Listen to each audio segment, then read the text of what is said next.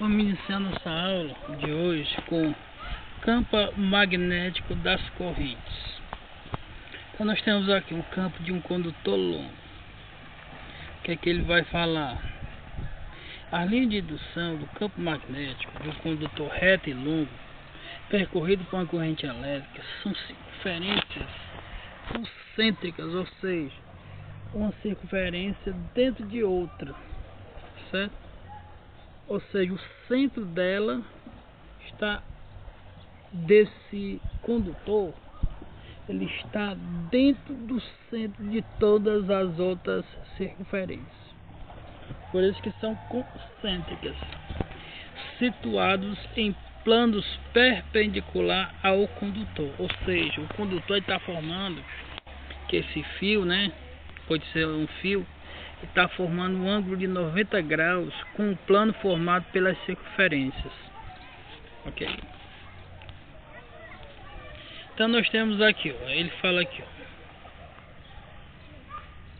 em um ponto P, a uma distância R do fio, o vetor indução magnética terá as seguintes características.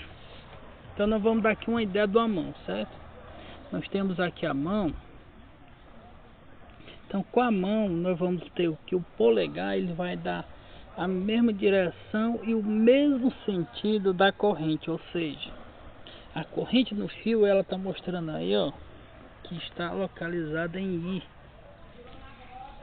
certo? Então quando o polegar aponta para cima, ele dá a direção que é vertical e o mesmo sentido da corrente I, certo? Então quando eu aponto o P, eu sou o que? Perpendicular ao plano formado pelo o condutor e a minha mão. Então essa distância, ela dá o que? Da circunferência até o condutor é o raio da circunferência, certo? Então eu dou o mesmo sentido do polegar. A palma da minha mão, ela vai empurrar o condutor. Quando eu empurro o condutor, pessoal, ele vai dar uma orientação de quem? De B. Esse empurrão corresponde a B. Esse B, pessoal, nós temos é o campo magnético, certo? E o P, ele é o que? O campo magnético formado entre o raio da circunferência e o campo magnético, certo? Então nós vamos entender aqui, ó, que a direção dela, direção do campo magnético, ele vai ser tangente à linha de indução que passa pelo ponto P. Então ele vai tangenciar na circunferência, certo? Então o sentido ele vai ser sempre determinado pela regra da mão direita. Como assim? Eu tenho a minha mão direita, se a circunferência ela vai para cima, então o campo magnético ele vai entrar para a palma do campo magnético, certo? Então ele empurra, o campo magnético, ok? E se essa correntezinha for direcionada para baixo, então eu vou ter que inverter o sentido da minha mão, certo? Então quando eu inverto, campo magnético polegar para baixo e o campo magnético empurrando a circunferência no sentido anti-horário. Aqui descrito está no sentido horário, certo? É por isso que ele diz, o sentido é determinado pela regra da mão direita. Se a corrente for direcionada para baixo, ele vai mudar o sentido do campo magnético, ok? A intensidade, pessoal, do campo magnético, ele dá pela fórmula μ0 I sobre 2π vezes o raio. Ou seja, eu posso dizer que o campo magnético é μ0I sobre a circunferência. comprimento da circunferência, que é 2π vezes o raio. Então o comprimento da circunferência é onde ele vai dar região do campo magnético, ok? Descrito. Nós vamos conhecer também a permeabilidade.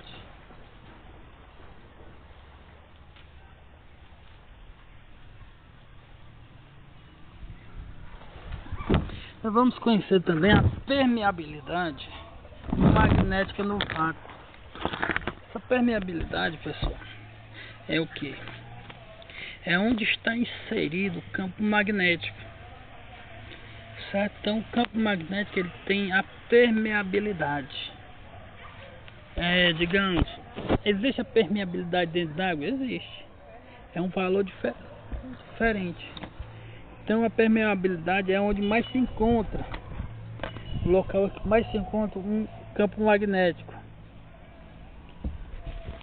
E ela vai no vácuo e vale um valor de 4π vezes 10 elevado a menos 7. Esse Tzinho chama-se Tesla. Esse M é unidade de metro e esse A é ampere. Ou seja, o campo magnético μ0 ele vai dar 4π vezes 10 elevado a Tesla metro sobre a área, a corrente, certo? Então esse I é a corrente da fórmula da intensidade da corrente do campo magnético. Permeabilidade U0. Esse I é a corrente elétrica dada em amperes. 2π vezes o raio, eu vou ter o que? 2π vezes o raio é dado em metro, certo? Então quando eu dividir Tesla metro sobre amperes multiplicado por amperes, amperes vai embora, sobra somente Tesla metro. Como o raio é dado em metro aqui, pessoal, então Tesla metro sobre metro vai sobrar somente a unidade de Tesla, ou seja, o campo magnético B ele é dado em Tesla, ok? Então nós vamos ter observações. Você vai ver em questões, pessoal, descrita, que essa circunferência com esse pontinho, eu vou dar aqui um exemplo. Digamos que temos uma flecha. A flecha, a ponta dela é uma ponta bem fininha, certo? Eu estou empurrando num quadro. Então quando ela sai numa folha de papel, ela sai só com o pontinho, certo?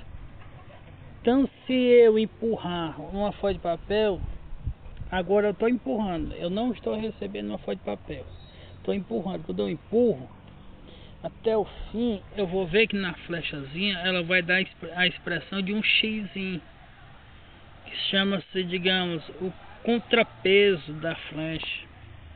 Então nós vamos ver, pessoal, que o pontinho ele está saindo do plano. Então esse pontinho dá uma ideia, pessoal, esse pontinho aqui dá uma ideia que o campo magnético ele está saindo, ou seja, a flecha está saindo do plano que você está observando agora. E esse pontinho aqui, ó, essa circunferência com esse X, ela está dando uma ideia que o campo magnético está penetrando no plano que forma aí o seu celular. Então ele está penetrando. Então você vai ter uma ideia dessas duas simbologias aqui, ó, na regra da mão direita. O campo magnético, se você for observar, ó, após o plano, após a circunferência, certo? O campo magnético ele está apontando para dentro. Então a palma da mão está empurrando, certo? Quando ele está empurrando é porque o campo magnético está entrando. Então a simbologia desse lado que vocês estão observando, desse lado direito, a simbologia, pessoal, ela vai apresentar essa simbologia aqui, ó. O campo magnético está entrando. Agora eu vou pegar, ó, tendo como referência esse condutor, à esquerda, quando você gira a mão, agora o campo magnético ele está saindo do plano do seu celular, ou seja, à esquerda desse condutor que vocês estão observando, o campo magnético ele está saindo. Então ele vai apresentar para esse lado, pessoal, uma simbologia assim, ó, um pontinho que representa que o campo magnético está saindo. Ok? Então, como eu falei, né? Esse pontinho ele representa a ponta do vetor orientando para o observador. Esse círculo com X representa o penetro do vetor orientando do observador para o plano. Ok? Essa espira circular vai ficar para a próxima aula, pessoal. Certo? Porque nós vamos resolver uns exercícios e eu vou explicar para vocês na próxima aula. Ok? Para a gente ter um entendimento melhor sobre a espira circular. Mas antes de finalizarmos a nossa aula, nós vamos aqui revisar o que nós estudamos através de alguns exercícios. Ele diz aqui, ó, na figura 1. A figura 1 representa um ímã permanente em forma de banco, onde N e S indicam respectivamente os polos norte e sul. Suponha que a barra seja dividida em 3 pedaços, como mostra a figura 2, colocando lado a lado os 2 pedaços extremos, como indicado na figura 3. Então, na figura 3 é correto afirmar o que, pessoal? Então, nós vamos aqui para a figura. Certo? Nós vamos... anteriormente, pessoal, para a gente ter um entendimento dessa nossa aula, nós temos um ímã norte-sul, esse grandão. Aí eu vou lá e corto ele em 3 pedaços. 2 pequenos e um maior do que os outros 2. Certo? Então, o que é que acontece? O sul, essa parte B aqui, ó, vai ser norte. Essa parte em A, ó, norte, então eu tenho quem? Contrário ao norte, tenho o sul. Então A vai ser sul e B vai ser norte. Certo? Aí o que que acontece? Aí eu vou ter a figura 3, NABS. Então nós já sabemos que A vai ser sul e B vai ser norte. Aí ele diz: eles dois vão se atrair, pois A é o polo norte e B é o polo sul? Não. O A é o polo sul, então está errado, pessoal. Certo? Se atrairão, pois A é o polo sul e B é o polo norte. Então o correto seria o item B, porque através de nossos estudos nós mostramos que A é o sul e B é o norte. Eles não serão atraídos nem repelidos? Não, mentira. Se repelirão, pois A é o polo norte e B é o polo sul. Errado. Se repelirão, pois A é o polo sul e B é o polo norte. Então tá errado, eles vão se atrair. Ok, pessoal? Vamos aqui aqui para uma segunda questão, para a gente entendermos melhor o nosso estudo de campo magnético. Ele diz: considere as seguintes afirmativas. Um prego será atraído por um ímã somente se estiver imantado? Não. O ímã ele tem a propriedade de atrair qualquer objeto de ferro. Pode ser um portão, uma fechadura, um prego, um carro.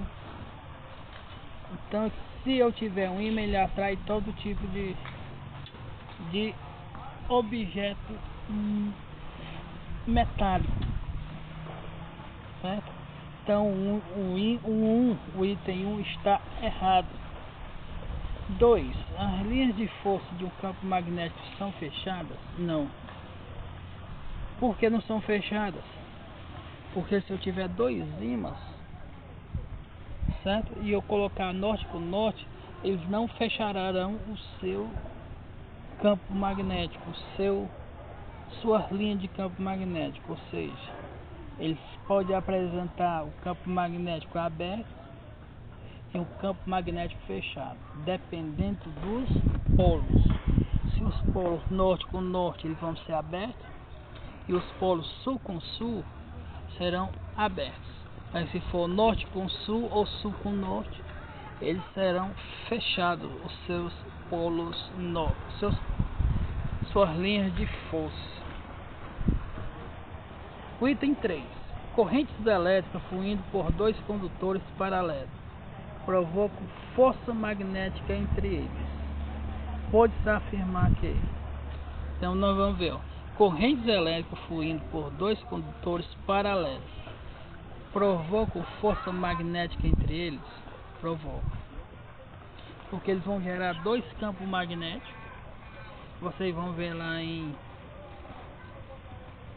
mais à frente, em força magnética, certo? Então o item correto é somente o item 3. Então o item 6. Aqui, ó, vamos responder esse exercíciozinho. Ele diz, ó: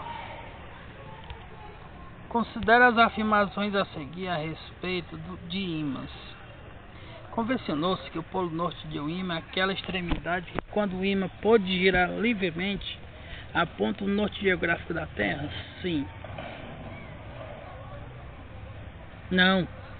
Isso aí quem aponta é uma bússola, certo? Então uma agulha magnética. Não o ímã, certo? Então tá errado. Polos magnéticos de mesmo nome se repelem? Sim. Norte com norte se repelem, sul com sul repelem. E polos magnéticos de nomes contrários se atraem? Sim, verdadeiro. Então por enquanto está certo o item 2. O item 3 ele diz: quando se quebra ao meio um ímã em forma de barra, obtém-se dois novos ímãs, cada um com apenas um polo magnético. Está errado. Quando você quebra qualquer tipo de ímã, ele vai ter sempre um polo norte e um polo sul. Então a alternativa correta é somente o item B de bola. Vamos entender aqui a quarta questão.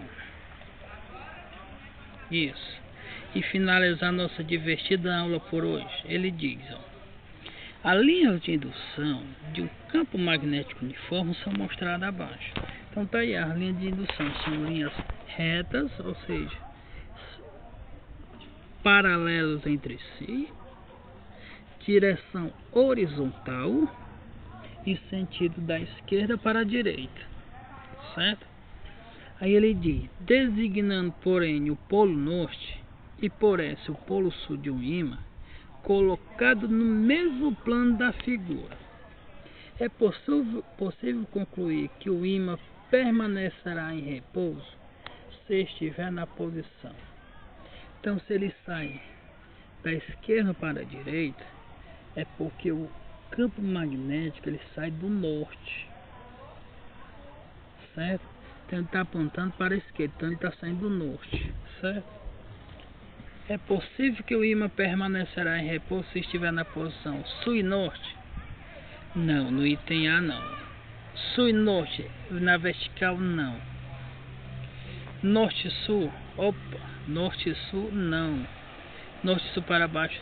Então o item correto, pessoal, já que ele está saindo, as linhas de campo estão saindo, então é o norte que está saindo. Ele está querendo encontrar quem? O sul. Então se ele está querendo encontrar o sul, é porque ele vai estar nessa posição. O ímã vai estar o quê? As linhas de campo magnético vão penetrar no sul, certo? Então se eu colocar o ímã nessa posição em A, ele vai permanecer em repouso, ok, pessoal? E assim eu irei passar uma atividade para vocês resolver em casa, e assim finalizamos o primeiro exercício, a primeira revisãozinha de nossa aula semanal de física. Desejo a todos um bom final de semana e muita saúde.